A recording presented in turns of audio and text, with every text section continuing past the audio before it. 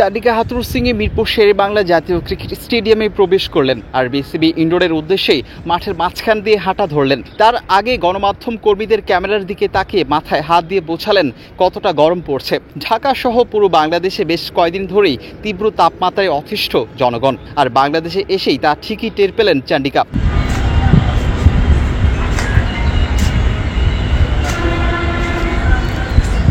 মঙ্গলবার সেই সকাল থেকে মিডিয়া কর্মীদের অপেক্ষা টাইগার হেড কোচের জন্য। এই লঙ্কান বিসিবিতে পা রেখেছেন দুপুর 12টা 45 মিনিটের দিকে। আসন্ন জিম্বাবুয়ে সিরিজের জন্য দল নিয়ে আগেই আলোচনা সেরেছেন সোমবার।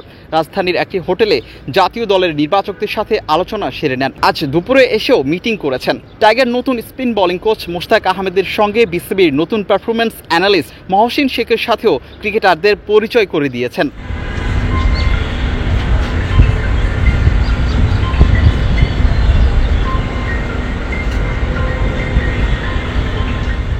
শ্রীলঙ্কার বিপক্ষে চট্টগ্রাম টেস্টের আগে পারিবারিক কারণে ছুটিতে অস্ট্রেলিয়া গিয়েছিলেন শান্ত মিরাজদের হেড কোচ।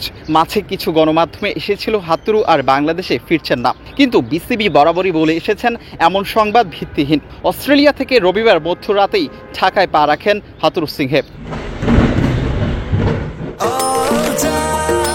নিশ্চিন্তে খান স্বাস্থ্যকর অল টাইম পান, all time healthy life. Coaching করানোর জন্য ইনডোরে যাত্রা হাথুরু সিংহের। ইনডোরের আউটারে গিয়েই স্বদেশি পিচ কিউরেটর গামেডি সিলভার সাথে দেখা করেন। স্পিনার তাজুল ইসলাম এবং নাইম হাসানের সাথেও কৌশল বিনিময় করেন। হোসেন শিমুল, অলরাউন্ডার।